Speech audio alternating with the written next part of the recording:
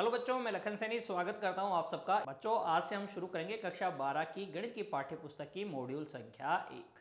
सबसे पहले हम अध्याय 1 पढ़ेंगे जिसका नाम है बच्चों समुच्चय।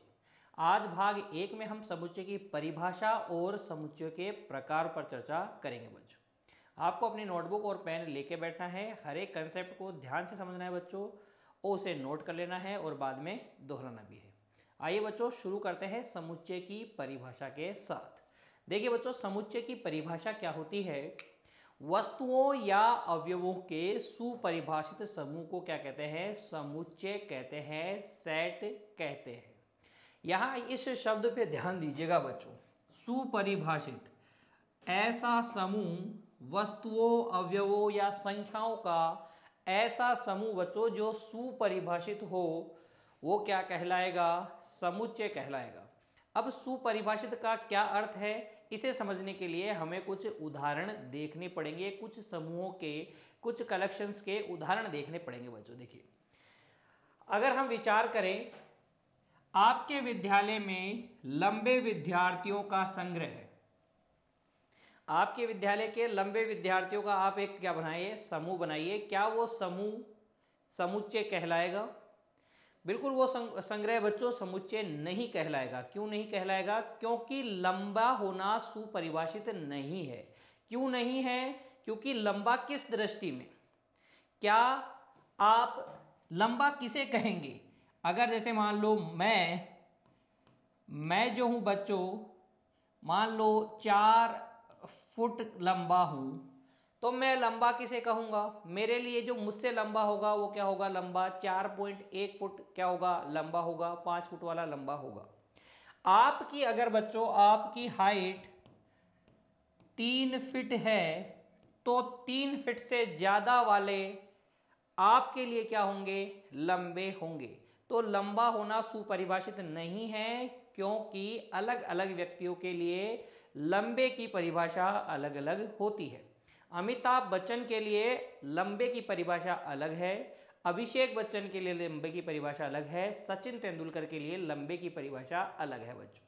जब अलग अलग व्यक्ति इस प्रकार का संग्रह बनाएंगे तो आपको अलग अलग संग्रह मिलेंगे, एक जैसा संग्रह नहीं मिलेगा। ठीक है, तो लंबा होना सुपरिभाषित नहीं है, इसलिए आपके विद्यालय के लंबे विद्यार्थियों का संग्रह जब आप करेंगे तो वो सेट नहीं होगा, समुच्चय नहीं होगा। जबकि बच्चों अगर आप आपके विद्यालय में उन विद्यार्थियों का संग्रह करें जिनकी ऊंचाई 180 सेंटीमीटर से अधिक है, तो फिर क्या होगा? ये संग्रह समुच्चय होगा, क्योंकि इसके अंतर्गत वो सारे बच्चे लिए जाएंगे जिनकी ऊंचाई 180 सेंटीमीटर से अधिक है। हमें ये पता होगा कि 160 सेंटीमीटर वाले बच्चे को इस संग्रह में नहीं लेना, जबकि यहां पर आपको पता नहीं होता। क्यों? क्योंकि लंबा होना किससे लंबा हमें ये पता ही नहीं है कि कितने से लंबा लेना है, कितने से लंबा नहीं लेना है। ठीक है ना? तो यहां पर सुपरिभाषित नहीं है ये संग्रह, इसलिए समुच्चय नहीं है, जबकि यहां पर सुपरिभाषित है।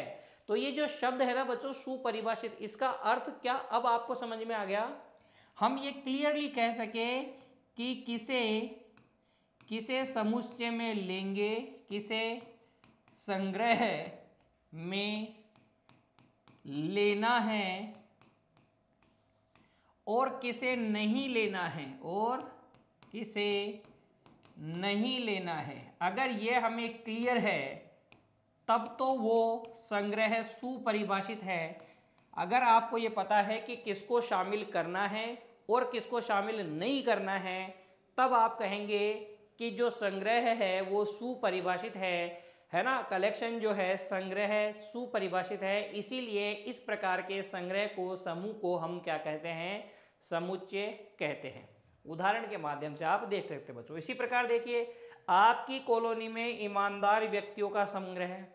अब मेरे लिए कोई ईमानदार है, जरूरी नहीं वो आपके लिए ईमानदार हो, तो ये ईमानदार होना सुपरिभाषित नहीं है बच्चों। कोई पर्टिकुलर व्यक्ति किसी पर्टिकुलर व्यक्ति के लिए ईमानदार हो भी सकता है और वही व्यक्ति दूसरे व्यक्ति के लिए बेईमान भी हो सकता है। लेकिन बच्चों अगर इस संग्रह को हम इस प्रकार से लिखें, आपके इलाके कॉलोनी के उन सभी लोगों का संग्रह जो कभी किसी चोरी के मामले में सम्मिलित नहीं पाए गए हैं। तो फिर ये संग्रह क्या होगा बच्चों, सुपरिभाषित होगा। हमें अच्छे से पता होगा कि ये व्यक्ति शामिल है या वो व्यक्ति शामिल नहीं है, इसे समूह में शामिल करना है या नहीं। तो यहाँ इस प्रकार का जो संग्रह होगा वो सुपरिभाषित होगा, इसलिए ये संग्रह समुच्चय है, जबकि ये संग्रह समुच्चय नहीं है। अब आपको क्लियर हो गया होगा कि किस समूह को समुच्चय बोलेंगे और किस समूह को समुच्चय नहीं बोलेंगे। अगर समूह है बच्चों सुपरिभाषित है, मतलब हमें ये पता है कि किसी अवयव को समूह में लेना है या नहीं लेना है, तब तो फिर वो समूह समुच्चय होता है। और अगर हम ये क्लियर नहीं कर पा रहे हैं, अलग अलग लोगों के लिए अलग अलग परिभाषाएं हैं, तो फिर बच्चों हम कहेंगे कि वो समूह सिर्फ एक समूह है, वो समुच्चय नहीं है। और अधिक उदाहरण देखिए बच्चों। अब इसी प्रकार से आपके विद्यालय की लाइब्रेरी में रोचक पुस्तकों का संग्रह, ठीक है, मुझे गणित की पुस्तक रोचक लगती है, आपको विज्ञान की पुस्तक रोचक लगती है, तो रोचक पुस्तकों का संग्रह सुपरिभाषित नहीं है, क्योंकि अलग अलग व्यक्तियों के लिए अलग अलग पुस्तकें रोचक हो सकती हैं। लेकिन अगर आपसे ये कहा जाए आपके विद्यालय में आपके विद्यालय की लाइब्रेरी में गणित की पुस्तकों का संग्रह, तो जितनी भी गणित की पुस्तकें हैं वो इस संग्रह में आनी है। किसी किताब को देखकर आप बता सकते हैं कि उसको इस संग्रह में लिया जाएगा या नहीं। देखिए, विज्ञान की किताब को इस संग्रह में लिया जाएगा क्या? आप कह देंगे नहीं सर, विज्ञान की किताब को इस संग्रह में नहीं लेंगे, क्योंकि इस संग्रह में तो सिर्फ गणित की किताबें हैं। जबकि यहाँ पर आप तय नहीं कर पाएंगे कि लें या नहीं लें, विज्ञान की ले कि सामाजिक की ले कि गणित की ले, क्योंकि आपको पता है अलग अलग व्यक्तियों के लिए अलग अलग किताबें रोचक हो सकती हैं। तो ये संग्रह सुपरिभाषित नहीं है और ये संग्रह सुपरिभाषित है, इसलिए ये तो समुच्चय है और ये समुच्चय नहीं है बच्चों। और देखिए, आपके विद्यालय के मेधावी विद्यार्थियों की का संग्रह है। इंटेलिजेंट लड़के, किस मामले में इंटेलिजेंट? कुछ खेलने कूदने में मेधावी होते हैं, अच्छे होते हैं, कुछ पढ़ने लिखने में अच्छे होते हैं, कुछ सामाजिक कार्यों में अच्छे होते हैं, मेधावी बच्चे होते हैं, उनकी बुद्धि सामाजिक कार्यों में अच्छी चलती है ना। तो यहाँ पर सुपरिभाषित नहीं है, यहाँ पर सुपरिभाषित नहीं है। गणित के अध्यापक के लिए कोई विद्यार्थी मेधावी हो सकता है, वही विद्यार्थी विज्ञान के अध्यापक के लिए मेधावी नहीं भी हो सकता है ना। तो यहाँ पर ये जो मेधावी शब्द है बच्चों, ये सुपरिभाषित नहीं है। लेकिन अगर आप कहें आपके विद्यालय के उन छात्रों का संग्रह जिन्होंने वार्षिक परीक्षा में 80% से अधिक अंक प्राप्त किए, तो ये सुपरिभाषित है। मार्कशीट में देखेंगे 80% से ज़्यादा है तो शामिल कर लेंगे संग्रह में, नहीं है तो नहीं शामिल करेंगे, कोई इसमें कोई शक ही नहीं है। तो ये सुपरिभाषित है, इसलिए ये संग्रह क्या होगा? समुच्चय होगा। क्लियर हो गई? समुच्चय की परिभाषा में अब आपको कोई दिक्कत नहीं होनी चाहिए। एक बार फिर से सुन लीजिए। वस्तुओं या अवयवों का ऐसा संग्रह है बच्चों जो सुपरिभाषित हो, अर्थात हमें यह पता हो कि किसी पर्टिकुलर वस्तु को संग्रह में लेना है या नहीं लेना है, ऐसा संग्रह समुच्चय कहलाता है। उदाहरण के माध्यम से हमने इसको समझ लिया है बच्चों। परीक्षा में कभी आपसे पूछा जाए कि समुच्चय की परिभाषा लिखिए, उदाहरण सहित समझाइए, तो आप समझा देंगे ना। चलिए फिर बच्चों बढ़ते हैं आगे। देखिए, समुच्चय के प्रदर्शन के लिए कुछ मानक संकेतन हैं। हम जब समुच्चय को प्रदर्शित करते हैं तो कुछ मानक संकेत लेते हैं। किसी भी समुच्चय को बच्चों अंग्रेजी वर्णमाला के बड़े अक्षर द्वारा निरूपित किया जाता है।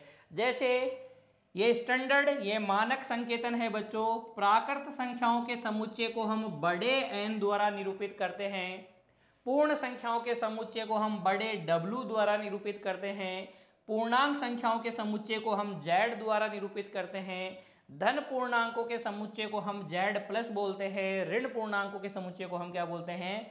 जेड माइनस बोलते हैं। तो यहाँ से आप समझ सकते हैं कि अगर मुझे किसी समुच्चय ए के बारे में विचार करना है तो समुच्चय का नाम में ऐसा बड़ा ए दूंगा, ये नहीं दूंगा। समुच्चय का नाम बड़े अंग्रेजी वर्णमाला के बड़े अक्षरों द्वारा तय किया जाता है बच्चों, ठीक है। ये कुछ स्टैंडर्ड समुच्चय हैं जिन्हें आप याद रखना है। जैसे किसी प्रश्न में बोले कि n प्राकृतिक संख्याओं का समुच्चय है, तो आपको समझना है कि n में क्या है? प्राकृतिक संख्याएं हैं, गिनती में बोली जाने वाली संख्याएं हैं बच्चों, है ना। तो ये आप याद रखिएगा। इसी तरीके से बच्चों आप याद रखेंगे परिमेय संख्याओं का समुच्चय बच्चों क्या होता है, Q होता है, अपरिमेय संख्याओं का समुच्चय I होता है, वास्तविक संख्याओं के समुच्चय को हम R द्वारा दिखाते हैं और सम्मिश्र संख्याओं के समुच्चय को हम किसके द्वारा दिखाते हैं बच्चों, C के द्वारा दिखाते हैं। तो ये मानक संकेत आपको याद होने चाहिए। N W Z क्या होता है, Z प्लस क्या होता है, Z माइनस क्या होता है, Q I R और C क्या क्या होते हैं बच्चों, ठीक है ना, याद रह जाएगा। जब भी हम समुच्चय को दिखाएंगे तो अंग्रेजी वर्णमाला के बड़े अक्षर से दिखाएंगे। ये कुछ मानक संकेत है, जैसे कि अगर आपको बोले C एक समुच्चय है तो C का मतलब क्या हो गया, सम्मिश्र संख्याओं का समुच्चय बच्चों। यहाँ तक की कहानी में आपको कोई दिक्कत नहीं होनी चाहिए। फिर देखिए बच्चों आगे, समुच्चय जब निरूपित करते हैं हम, जब समुच्चय की बात करते हैं तो कुछ संकेतों को प्रयुक्त करते हैं और दूसरे प्रतीक चिन्ह। इनके अलावा बच्चों, इन समुच्चयों के अलावा और भी प्रतीक चिन्ह हैं जिनको हम समुच्चयों में काम में लेते हैं। वो कौन कौन से हैं, देखिए एप्सिलॉन, इसका मतलब है सदस्य है या में है। मतलब अगर आपने लिखा A बिलोंग्स टू Z, इसका मतलब ये हो गया, इसको क्या पढ़ा मैंने, बिलोंग्स टू। हिंदी में आप पढ़ेंगे A शामिल है किसमें, Z में, या हम पढ़ेंगे A सदस्य है किसका, Z का, A Z में है। इंग्लिश में पढ़ेंगे बिलोंग्स टू, ठीक है ना, A बिलोंग्स टू मतलब A Z का सदस्य है या A Z में है। और अगर बच्चों हम इस एप्सिलॉन को ऐसे काटें तो इसका मतलब हो गया कि सदस्य नहीं है, शामिल नहीं है, में नहीं है। इसी तरीके से ये उल्टा ई जैसा जो चिन्ह है बच्चों, इसको कहते हैं विद्यमान है, अस्तित्व में है, अस्तित्व में नहीं है, ठीक है ना, विद्यमान है इस प्रकार से है, विद्यमान है कि, और अगर हमने इसको काटा तो ये है अस्तित्व में नहीं है, ठीक है। ये बात आपको समझ में आ गई, ये संकेत आपको याद रखने हैं। चलिए फिर आगे, अब हम देखते हैं बच्चों समुच्चय का निरूपण। अगर हम समुच्चय को लिखें तो कैसे लिखें। अभी तक हमने क्या समझा कि समुच्चय का अगर नाम देंगे तो अंग्रेजी वर्णमाला के अक्षर से नाम देंगे। अगर A किसी समुच्चय का सदस्य है तो हम A बिलोंग्स टू A लिखते हैं। अगर बच्चों सदस्य नहीं है तो हम इसको काट देते हैं, ठीक है ना। और अगर हमें दिखाना है अस्तित्व में है या अस्तित्व में नहीं है तो इस प्रकार के संकेतों का हम प्रयोग करते हैं। अब हम सीखने जा रहे हैं कि समुच्चय को लिखेंगे कैसे। हमने संग्रह बना लिया, वो संग्रह समुच्चय है, तो उसको लिखेंगे कैसे, किन विधियों से हम उसको लिखते हैं बच्चों। तो दो विधियां हमारे पास है। पहली विधि का नाम है रोस्टर विधि या सारणीबद्ध विधि। पहली विधि का क्या नाम है, रोस्टर विधि कह दो या सारणीबद्ध विधि कह दो। क्या करते हैं इस विधि में बच्चों, इस विधि में समुच्चय के सभी अवयवों को सूचीबद्ध किया जाता है, उनका कलेक्शन किया जाता है और अवयवों को एक दूसरे से अर्धविराम कोमा बच्चों कोमा द्वारा पृथक किया जाता है और उन सभी को मंझले कोष्टक करली ब्रैकेट इस प्रकार के ब्रैकेट में के भीतर लिखा जाता है।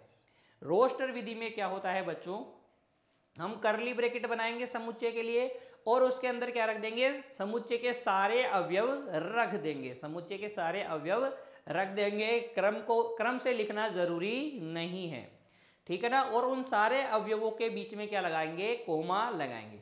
उदाहरण के माध्यम से बच्चों हम इसे समझेंगे। देखिए यदि V जो है अंग्रेजी वर्णमाला के सभी स्वरों का समुच्चय है तो V क्या है, स्वरों का समुच्चय। तो V को हम कैसे लिखेंगे, V बराबर हम लिखेंगे करली ब्रैकेट में सारे स्वर, अंग्रेजी वर्णमाला के सारे स्वर कौन कौन से होते हैं, A comma E comma I comma O comma U, A E I O U। इस तरीके से आप समुच्चय को लिखेंगे।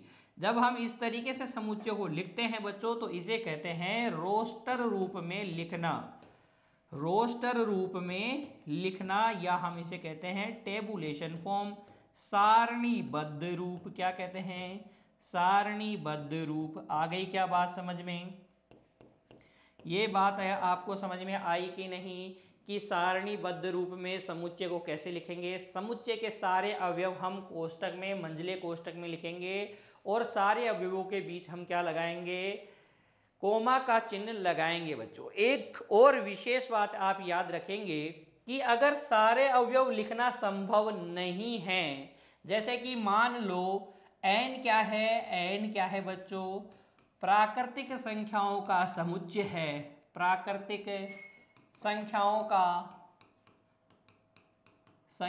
का समुच्चय। n क्या है, प्राकृतिक संख्याओं का समुच्चय है। तो हम इसे सारणीबद्ध रूप में कुछ इस प्रकार से लिखेंगे और इसके अंदर क्या लिखेंगे, प्राकृतिक संख्याएं लिखेंगे, बीच में क्या लगाएंगे, कोमा। तो प्राकृतिक संख्या यानी गिनती वाली संख्याएं 1 2 3 4 5, और ये तो चलते ही जाएगा, ये तो क्या करेगा, चलते ही जाएगा। तो हम सारे अवयव तो यहाँ नहीं लिख सकते। फिर ऐसे केस में हम क्या करते हैं बच्चों, 3 डॉट यहाँ लगा देते हैं। यहाँ क्या कर देते हैं, इस प्रकार के 3 डॉट लगा देते हैं ताकि हमें समझ में आ जाए कि इसी प्रकार के आगे अवयव हैं। तो ये हो गया सारणीबद्ध रूप में लिखना।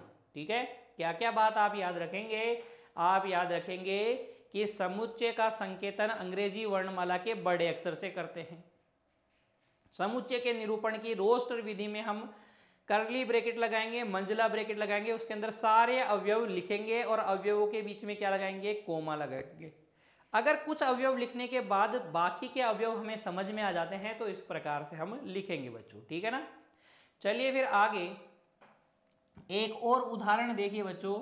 यदि a जो है 7 से छोटी प्राकृत संख्याओं का समुच्चय है तो सारणीबद्ध रूप या रोस्टर रूप में a को क्या लिखेंगे, 1 2 3 4 5 6 लिखेंगे बच्चों, और कर्ली ब्रैकेट में लिखेंगे, बीच में क्या लगाएंगे, कोमा लिखा जाएगा। तो सारणीबद्ध रूप में समुच्चय का निरूपण करना आपको आया कि नहीं, आ जाना चाहिए बच्चों। उदाहरण के माध्यम से भी मैंने आपको बताया, परिभाषा से भी माध्यम से भी बताया और कुछ विशेष बातें भी मैंने आपको बताई। चलिए अब एक टिप्पणी देखिए बच्चों, इस पर रिमार्क देखिए। समुच्चय को रोस्टर रूप में लिखते समय किसी अवयव को सामान्यतः दोबारा नहीं लिखते। अगर कोई अवयव एक बार समुच्चय में शामिल हो गया ना तो उसको फिर से लिखने की जरूरत नहीं है। मतलब अगर आपने ये लिखा है जैसे अंग्रेजी वर्णमाला के वोवल्स A-E-I-O-U, तो अगर आप इसे ये लिख देंगे ना A-E-I-O-U-A-E ऐसे, तो ये लिखने का कोई अर्थ नहीं है, ए को बार बार रिपीट करने की जरूरत नहीं है। ठीक है ना, तो सारणीबद्ध रूप में किसी अवयव को सामान्यतः हम एक ही बार लिखते हैं, दोबारा रिपीट नहीं करते। आ गई बात समझ में। चलिए फिर उदाहरण से समझिए इस बात को एक बार फिर से। यदि ए क्या है, मैथमेटिक्स शब्द में प्रयुक्त अक्षरों का समुच्चय है तो ए में क्या क्या आना चाहिए, देखो एम, ए, फिर है ना, फिर टी, फिर एच, फिर ई, फिर से एम लिखने की कोई जरूरत नहीं है क्योंकि हमने लिख दिया है। हम मैथमेटिक्स के अक्षरों का समुच्चय बना रहे हैं तो अक्षर एम, ये वाला एम और ये वाला एम एक ही तो है, तो एक ही बार लिखेंगे। वापस से फिर ए लिखने की भी जरूरत नहीं है, टी लिखने की भी जरूरत नहीं है, आई जरूर लिखना है बच्चों, सी लिखना है और एस लिखना है। तो आप ऐसे नहीं बनाएंगे। मैथमेटिक्स शब्द के अक्षरों का समुच्चय अगर आपने ये लिख के बनाया तो ये सारणीबद्ध रूप में ऐसा नहीं करते। हम सीधा क्या करते हैं, इस प्रकार से लिखते हैं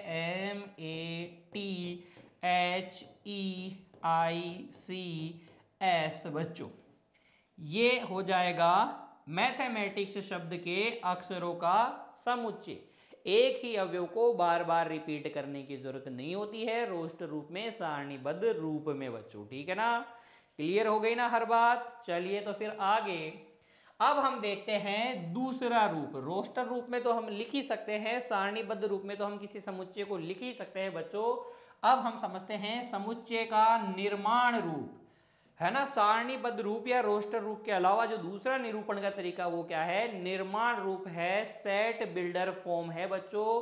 क्या करते हैं इस विधि में, इस रूप में बच्चों अवयवों को सूचीबद्ध नहीं किया जाता, हम उसका कलेक्शन नहीं करेंगे, सूचीबद्ध नहीं बनाएंगे, प्राकृतिक संख्याएं ऐसे करके 1 2 3 4 5 ऐसे नहीं लिखेंगे, AEIOU ऐसे नहीं लिखेंगे। हम क्या करते हैं बच्चों, परंतु सभी अवयवों को एक सर्वनिष्ठ गुणधर्म के द्वारा प्रदर्शित किया जाता है। हम क्या करते हैं, समुच्चय वही करली ब्रैकेट बनाते हैं और एक जो सर्वनिष्ठ गुणधर्म है ना, सर्वनिष्ठ गुणधर्म, इसका मतलब वो गुणधर्म जो समुच्चय के सारे अवयव रखते हों, ऐसा गुण जो समुच्चय के सारे अवयवों के पास है वो गुणधर्म लिखा जाता है। और वो गुणधर्म बच्चों समुच्चय के अलावा किसी और अवयव के पास नहीं होना चाहिए, जो समुच्चय के अवयवों के अतिरिक्त अन्य कोई अवयव नहीं रखता हो। क्या है, सेट बिल्डर फॉर्म निर्माण रूप क्या है बच्चों, हम क्या करते हैं समुच्चय में सिर्फ एक सर्वनिष्ठ गुणधर्म लिख देते हैं, अवयवों को हम नहीं लिखते, कोमा वगैरह हम नहीं लगाते। कैसे, आइए उदाहरण से समझते हैं बच्चों। देखिए V क्या है, अंग्रेजी वर्णमाला के सभी स्वरों का समुच्चय है, तो V को हम सारणीबद्ध रूप में तो कैसे लिखते हैं, ये तो हो गया सारणीबद्ध रूप AEIOU। लेकिन बच्चों सेट बिल्डर फॉर्म में हम V को कैसे लिखते हैं, V को हम लिखते हैं इसका कोई अवयव है X, फिर लगाते हैं ये 2 बिंदी, इसको पढ़ते हैं सच दैट, इस प्रकार है कि X, इस प्रकार है कि X अंग्रेजी वर्णमाला का एक स्वर है ना, बस इतना सा लिख देते हैं। तो ये वो सर्वनिष्ठ गुणधर्म हैं जो समुच्चय के हर एक अवयव के पास है और उनके अलावा किसी और के पास ये गुणधर्म नहीं है। तो वो गुणधर्म हम यहाँ पर करली ब्रैकेट में, मंझले ब्रैकेट में लिखते हैं बच्चों, है ना। समुच्चय निर्माण रूप में हम इसको इस तरीके से लिखते हैं, एक्स दैट, एक्स अंग्रेजी वर्णमाला का एक स्वर है। ये जो प्रतीक है ना बच्चों, विसर्ग जैसा प्रतीक, ये 2 बिंदी, इसको क्या पढ़ते हैं ताकि, है ना, इसको पढ़ते हैं या तो ताकि पढ़ेंगे या इस प्रकार है कि, या अंग्रेजी में क्या पढ़ेंगे सच दैट पढ़ेंगे, अंग्रेजी में क्या पढ़ेंगे सच दैट। ठीक है, दोनों में अंतर आपको समझ में आ गया ना। देखो सारणीबद्ध रूप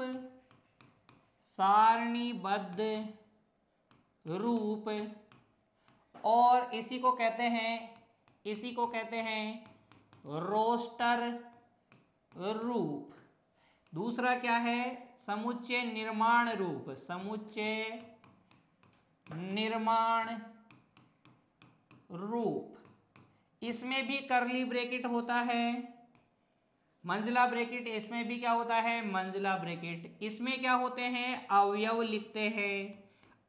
लिखते हैं, कोमा लगाते हैं। इसमें क्या होता है, सर्वनिष्ठ गुणधर्म लिखते हैं, सर्वनिष्ठ गुणधर्म लिखते हैं, सच दैट वाला चिन्ह आएगा। तो ये डिफरेंस आपको पता होना चाहिए बच्चों। ठीक है, बढ़िया। फिर आगे देखिए, उदाहरण के माध्यम से हम हल करते हैं। अब हम हमारी पाठ्य पुस्तक के कुछ उदाहरण हल करेंगे बच्चों, जिसके माध्यम से अब तक जो हमने सीखा, समुच्चय की परिभाषा, समुच्चय को किस प्रकार से निरूपित करते हैं, समुच्चय में किस प्रकार के संकेत प्रयुक्त होते हैं, वो जो सब कुछ हमने सीखा उन सब पर आधारित उदाहरण है।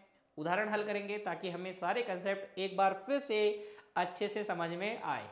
देखो, निम्नलिखित समुच्चय को निर्माण रूप में, समुच्चय निर्माण रूप में लिखिए। ये क्या है, ये कौन सा रूप लिखा हुआ है, ये है सारणीबद्ध रूप। हमें क्या करना है, इसको निर्माण रूप में लिखना है।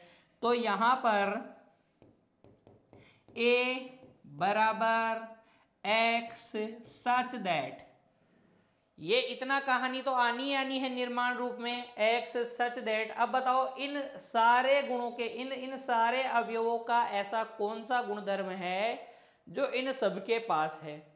क्या ये पूर्णांक है, X क्या है, पूर्णांक है, X पूर्णांक है। तथा क्या x का मान -3 से लेकर +3 तक है ना। तो ये हो गया इसका बच्चों कौन सा रूप, समुच्चय निर्माण रूप में। इसी सेट को हम ऐसे लिखते हैं, या आप ऐसे लिख दो, या बच्चों इसे आप ऐसे भी लिख दो, curly bracket x such that x belongs to z comma x is always greater than equal to -3 less than equal to 3। x belongs to z का मतलब x z में है, और मैंने आपको z क्या बताया था, पूर्णांक संख्याओं का समुच्चय। तो आप ऐसे लिख दें या ऐसे लिख दें, ये दोनों ही क्या हैं, समुच्चय निर्माण रूप हैं। किसके, इस समुच्चय के, जो कि लिखा गया है सारणीबद्ध रूप में।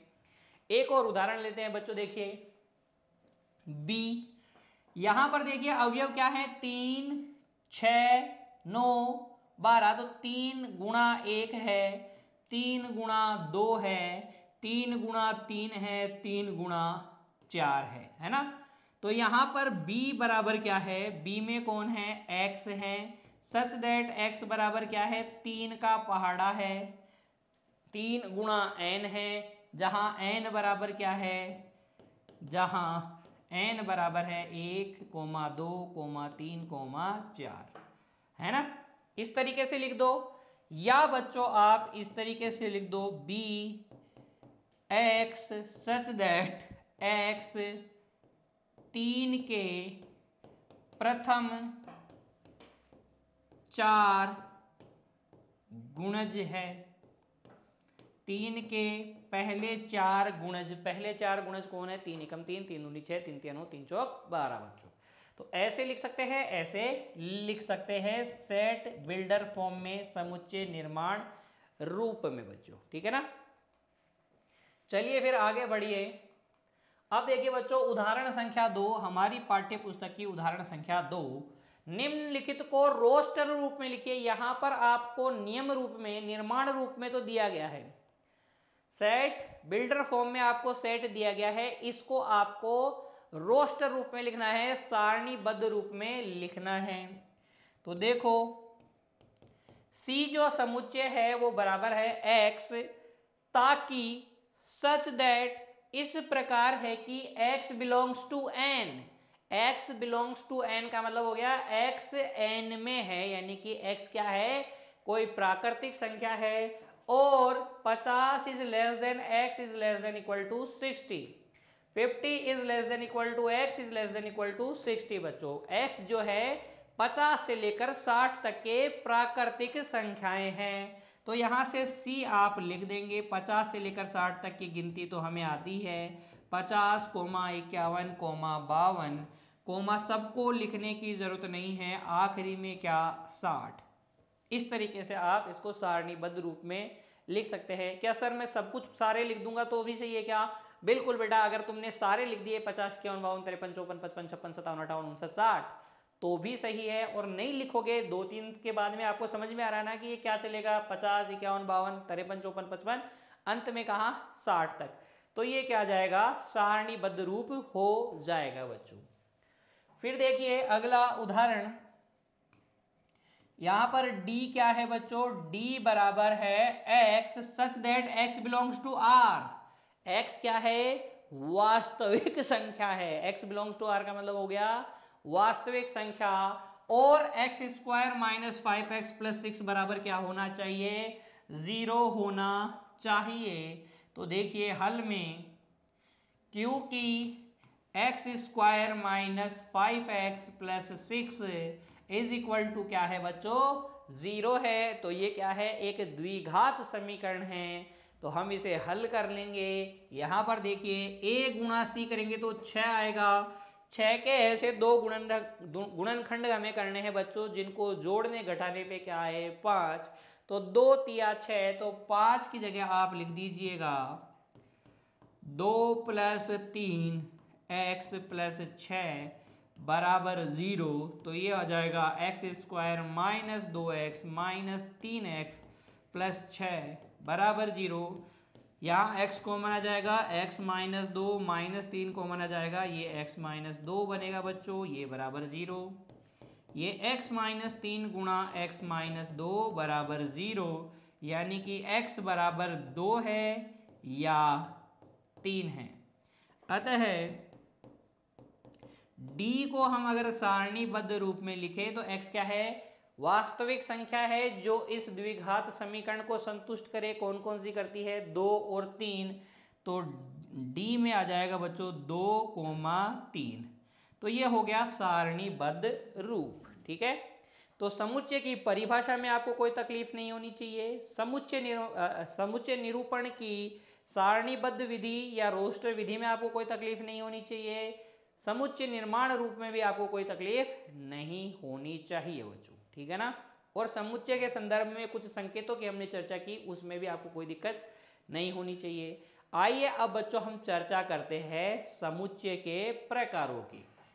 देखिए समुच्चयों का वर्गीकरण। सबसे पहले बच्चों हम देखेंगे परिमित और अपरिमित समुच्चय। तो परिमित और अपरिमित समुच्चयों को समझने के लिए बच्चों आप इन दो समुच्चयों पर विचार करो। ए क्या है, ए में कौन है, x है, सच दैट इस प्रकार से है कि x एक प्राकृतिक संख्या है। अगर मैं a का सारणीबद्ध रूप बनाऊं तो a बराबर आपको क्या मिलेगा, 1 2 3 4 5 6 और इस तरीके से बाकी आगे आने वाली प्राकृतिक संख्याएं। और बच्चों अगर हम b की बात करें तो b क्या है, x आपके विद्यालय का एक विद्यार्थी है। तो b को अगर हम लिखें तो b कुछ इस प्रकार से होगा, जैसे कि लखन, जैसे कि मदन, है ना, सारे विद्यार्थियों के नाम लिख लेता हूं मैं, राकेश, कमलेश, कमलेश, रोहित, रोहित, शोएब,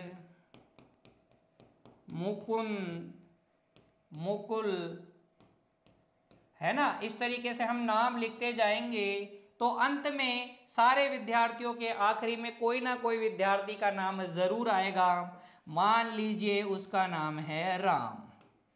ठीक है ना। तो जब आप बी को बनाएंगे तो आपके पास आखिरी में कोई ना कोई विद्यार्थी का नाम आएगा। और जब आप ए को बना रहे हो तो आखिरी वाला अवयव कौन सा है जरा बताइए, नहीं बता सकते ना भाई। प्राकृतिक संख्या है तो जो भी आप बोलोगे उसके आगे 1000, 1000 के आगे 1001, 1 लाख, 1 लाख के आगे 1 लाख 1, ऐसे कुछ ना कुछ तो आएगा ना, गिनती तो चलती रहेगी। तो यहां पर अगर हम बच्चों विचार करें ए पर, तो यहां पर जो अवयवों की संख्या है ना, अवयवों की संख्या हम काउंट तो कर रहे हैं अवयव 1 2 3 4, पर आखिरी कौन सा अवयव है मुझे पता नहीं है, आपको भी पता नहीं है। अवयवों की संख्या क्या है, अपरिमित है, फिक्स नहीं है, फिक्स नहीं है, अपरिमित है। जबकि बी में ये परिमित है, फिक्स है बच्चों। किसी विद्यालय में विद्यार्थियों की जितनी भी संख्या हो, अगर आप उसको सबको भी लिखोगे तो कोई ना कोई 10 विद्यार्थी होंगे, 100 विद्यार्थी होंगे, 50 होंगे, 500 होंगे, 1000 होंगे, लाख विद्यार्थी होंगे। लेकिन आप बता सकते हो कि ये आखिरी है, ये पहला है, इतने विद्यार्थी हैं। तो ये जो समुच्चय है बच्चों, यहाँ पर अवयवों की संख्या फिक्स है, गिनकर बता सकते हैं कि कितने हैं। यहां पर अवयवों की संख्या फिक्स नहीं है, परिमित नहीं है, फाइनाइट नहीं है, इनफाइनाइट है, गिनकर बता नहीं सकते कि कितने हैं। गिन तो सकते हैं लेकिन गिनकर बता नहीं सकते कि कितने हैं। जैसे कि मैं गिन तो सकता हूं ये पहला, ये दूसरा, तीसरा, चौथा, पांचवा, है ना, लेकिन कितने हैं, कितने हैं पता नहीं, अपरिमित है।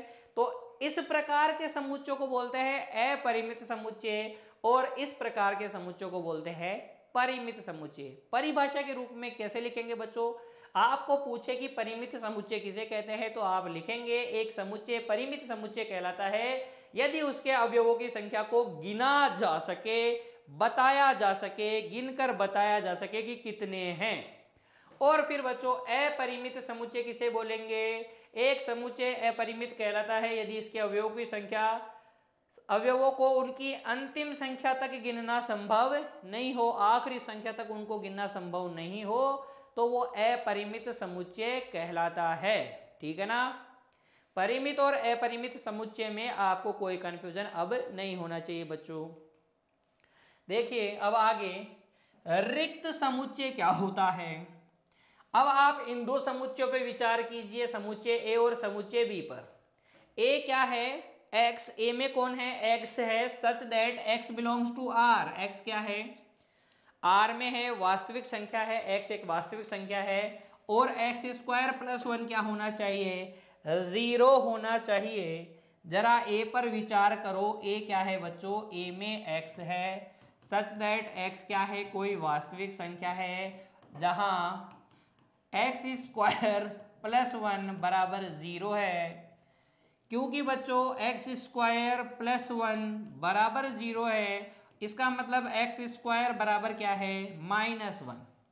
किसी भी संख्या का वर्ग करने पे कभी कोई ऋणात्मक संख्या आती ही नहीं है। कोई भी वास्तविक संख्या ले लो, चाहे से प्लस की वास्तविक संख्या ले लो, जैसे +2 ले लो, इसका वर्ग करोगे तो प्लस का 4 आएगा। -1 ले लो, इसका वर्ग करोगे तो प्लस का 1 आ जाएगा। वर्ग करने पर हमेशा धनात्मक संख्या आती है, कभी भी ऋणात्मक संख्या नहीं आती। वास्तविक संख्या का वर्ग हमेशा क्या होता है, धनात्मक संख्या होती है। तो ऐसा कोई x हो ही नहीं सकता जिसका वर्ग -1 आए। इसका मतलब प्यारे बच्चों a में कोई भी अवयव नहीं है, a में कोई भी अवयव नहीं है, ये एकदम खाली है। आइए b पर विचार करते हैं। b क्या है बच्चों, देखिए b है, x एक सम संख्या है जो 7 से बड़ी है और 5 से छोटी है। 7 से बड़ी सम संख्या होनी चाहिए और 5 से छोटी होनी चाहिए। अब जरा आप विचार करो, कोई संख्या 7 से बड़ी है तो वो 5 से भी बड़ी ही होगी, वो 5 से छोटी कैसे होगी। तो b का मान, b भी क्या है बच्चों, b भी एक बिल्कुल खाली समुच्चय है। तो इस प्रकार के समुच्चय जिनमें कोई भी अवयव नहीं होता है, वो समुच्चय क्या कहलाते हैं, रिक्त समुच्चय कहलाते हैं बच्चों। रिक्त समुच्चय की परिभाषा आप इस प्रकार से लिख सकते हैं, समुच्चय जिसमें एक भी अवयव नहीं होता है रिक्त समुच्चय या शून्य समुच्चय कहलाते हैं। ऐसे समुच्चय बच्चों जिसके अंदर एक भी अवयव नहीं होता है वो रिक्त समुच्चय कहलाते हैं। ए और बी के जैसे एक भी अवयव नहीं हो, रिक्त समुच्चय शून्य समुच्चय बच्चों। ठीक है, परिभाषा के रूप में आप ऐसे लिख सकते हैं। रिक्त समुच्चय को बच्चों प्रतीक, ये जो फाई जैसा प्रतीक है, रिक्त समुच्चय का प्रतीक क्या है, इस प्रकार का फाई जैसा, लेकिन ये फाई नहीं है बच्चों, है ना, ये रिक्त समुच्चय का प्रतीक है। अथवा आप रिक्त समुच्चय के लिए आप ये वाला प्रतीक भी काम में ले सकते हैं। ठीक है ना। रिक्त समुच्चय की परिभाषा में और इस प्रतीकों में आपको कोई कंफ्यूजन नहीं होना चाहिए, हमने समझ लिया है उदाहरण के माध्यम से।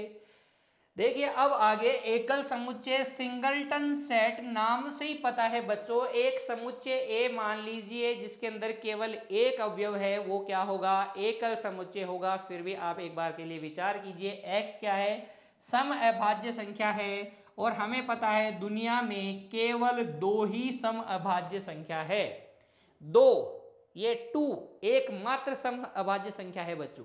2 के अलावा और कोई ऐसी सम संख्या नहीं है जो कि अभाज्य हो।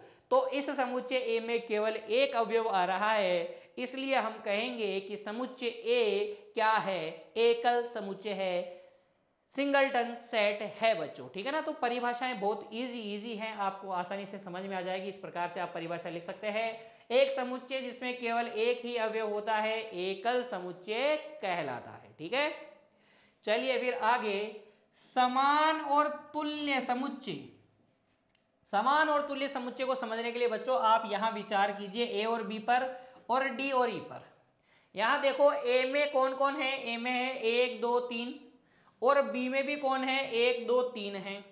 इसके अंदर ए में भी 3 अवयव हैं, नंबर ऑफ एलिमेंट्स इन ए 3, ए में अवयवों की संख्या क्या है, 3। किसी समुच्चय ए में अवयवों की संख्या अगर आपको लिखनी है तो बच्चों आप इस तरीके से लिख सकते हैं, या आप इस तरीके से लिख सकते हैं, इसको बोलते हैं कार्डिनलिटी ऑफ ए, ठीक है ना।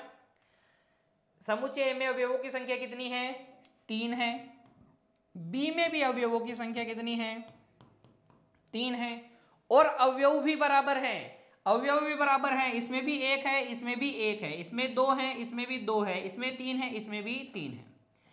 तो समुच्चय ए और बी में अवयवों की संख्या समान है, अवयव भी समान है, ऑर्डर अलग अलग है, क्रम अलग अलग है बच्चों। बी में देखिए, डी में देखिए बच्चों, यहां पर कार्डिनलिटी ऑफ डी, अवयवों की संख्या कितनी है? 3।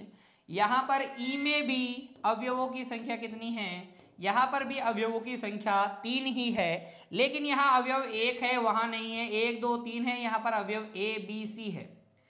तो ए और बी तो ऐसे समुच्चय हैं जिनमें अवयवों की संख्या भी समान है, अवयव भी समान है। डी और ई ऐसे समुच्चय है बच्चों जिसमें अवयवों की संख्या तो बराबर है, लेकिन अंदर के अवयव अलग अलग है। इसमें अवयव 1 2 3 है, उसमें अवयव ए बी सी है। ऐसे केस में, जो पहले वाला केस है बच्चों, ऐसे केस में जो समुच्चय होते हैं उनको बोलते हैं हम समान समुच्चय, इक्वल सेट। और जो डी और ई आपको दिख रहा है बच्चों, ये समान समुच्चय नहीं है, लेकिन क्योंकि अवयवों की संख्या समान है तो इनको बोलते हैं इक्विवेलेंट सेट, तुल्य समुच्चय, ठीक है। परिभाषा भी लिख लेंगे बच्चों। दो समुच्चय ए और बी तुल्य समुच्चय कहलाते हैं यदि उनमें अवयवों की संख्या समान हो। अवयवों का समान होना जरूरी नहीं है।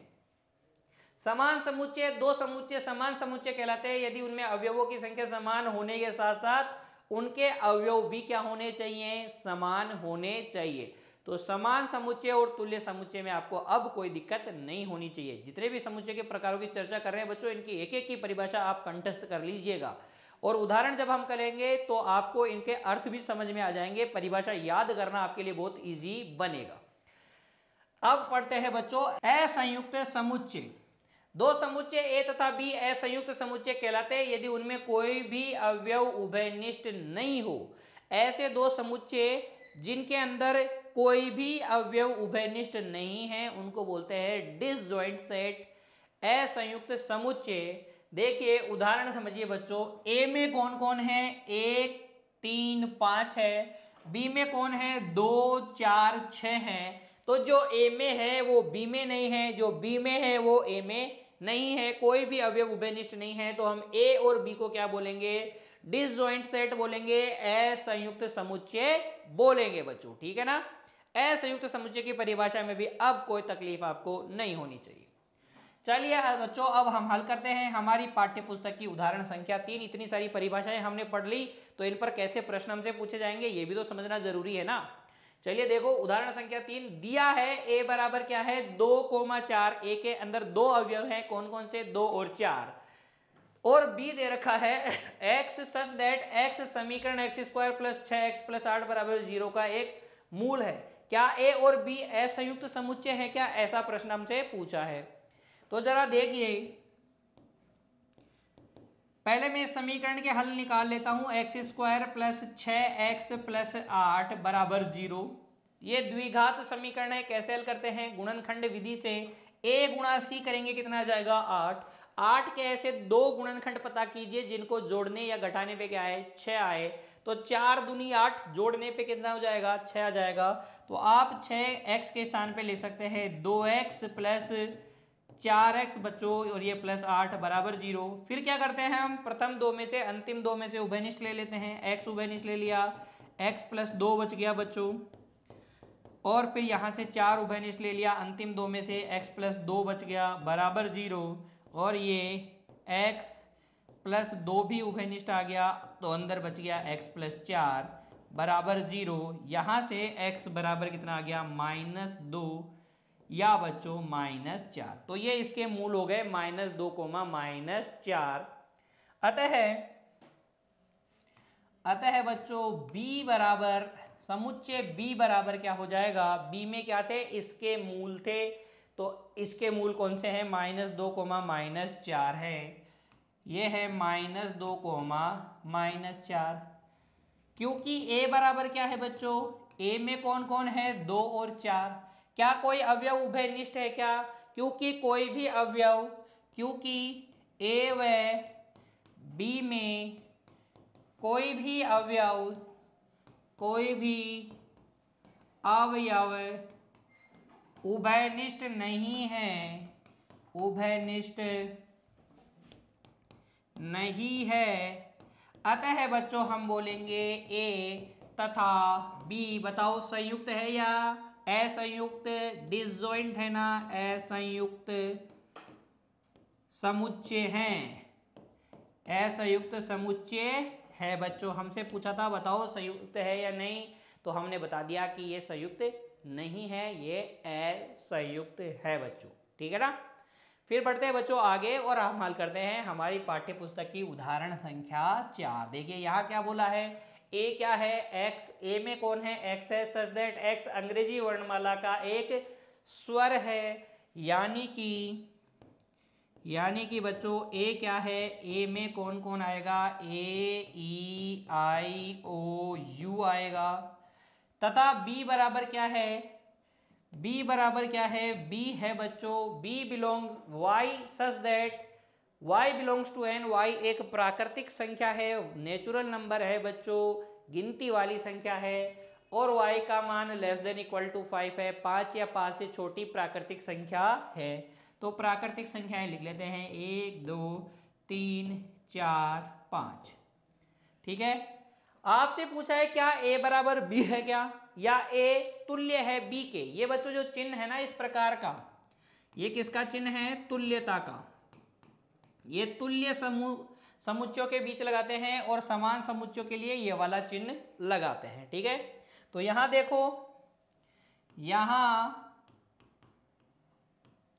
नंबर ऑफ ए, अवयवों की संख्या ए में कितनी है 5 और बी में भी कितनी है 5 है, इसलिए ए और बी तुल्य तो हैं, तुल्य हैं। क्या ये समान है क्या, किंतु बच्चों ये समान नहीं है, क्योंकि अवयवों की संख्या ही बराबर है, अवयव बराबर नहीं है। इसमें ए है, इसमें ए नहीं है, इसमें आई है, इसमें आई नहीं है। अवयवों की संख्या बराबर हो, अवयव भी बराबर हो, तब हम कहते हैं समान समुच्चय। केवल संख्या बराबर होने पे हम क्या कहते हैं, तुल्य समुच्चय कहते हैं बच्चों। तो उदाहरण संख्या 4 को आप इस तरीके से हल कर सकते हैं। ऐसे ही प्रश्न आपको परीक्षा में भी पूछे जाएंगे बच्चों। उदाहरण संख्या 5 देखिए, निम्नलिखित में से कौन सा समुच्चय परिमित है, कौन सा समुच्चय परिमित या अपरिमित है। कौन सा तो परिमित है और कौन सा अपरिमित है। अगर आप गिनकर बता सके कि कितने अवयव हैं तो फिर आप कहेंगे परिमित, और अगर आप गिनकर बता नहीं सकते कि अंतिम अवयव कौन सा है तो फिर आप कहेंगे अपरिमित बच्चों। यहां पर ए देखो, ए क्या है, ए बच्चों एक्स, एक्स एक रेखा पर स्थित बिंदु है। तो किसी रेखा पर कितने बिंदु होते हैं, रेखा पर तो बच्चों 1 2 3 4 5 6 7 8 9 है। ठीक है, इस तरीके से चलेगा। तो रेखा पर तो कितने बिंदु होते हैं, अनंत बिंदु होते हैं। तो ये ए तो क्या है, ए अपरिमित है, ए तो क्या है, अपरिमित समुच्चय है। ए तो अपरिमित समुच्चय है क्योंकि रेखा पर स्थित बिंदुओं का समुच्चय है ना, रेखा पर तो अनंत बिंदु होते हैं। बी क्या है, y बिलोंग्स टू n, और y क्या है, less than equal to 50। B क्या हो जाएगा बच्चों, 50 तक की गिनती है। 50 तक की गिनती को बता ही सकते हो ना कि गिनकर कितने अवयव हैं, 50 होंगे बच्चों। तो बी क्या है, परिमित समुच्चय है। बी क्या हो जाएगा, परिमित समुच्चय है ना।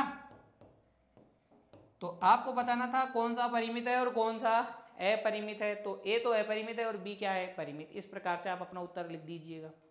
फिर देखिए अगला उदाहरण संख्या 6 बच्चों, निम्नलिखित में से कौन सा समुच्चय रिक्त है और कौन सा नहीं है, आपको ये बताना है।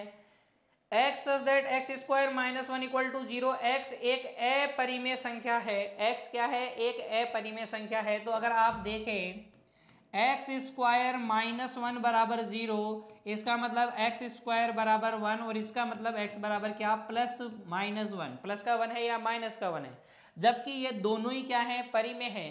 प्लस 1 भी परिमेय संख्या है और माइनस 1 भी बच्चों क्या है, परिमेय संख्या है। तो x अगर आप इसको हल करेंगे तो x का मान प्लस माइनस 1 आएगा। ऐसी कोई अपरिमेय संख्या नहीं है, x के स्थान पर क्या रखना होगा, 1 रखना होगा या -1 रखना होगा अगर आपको इस समीकरण को संतुष्ट करवाना है।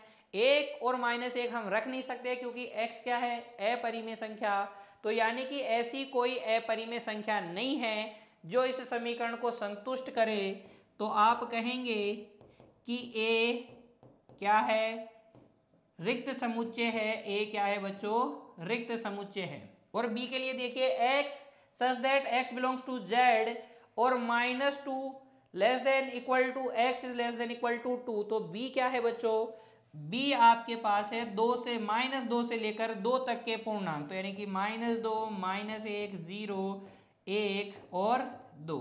तो ये क्या है, ये रिक्त समुच्चय नहीं है, ये रिक्त समुच्चय नहीं है। कौन सा रिक्त समुच्चय है, ए रिक्त समुच्चय है, बी रिक्त समुच्चय नहीं है।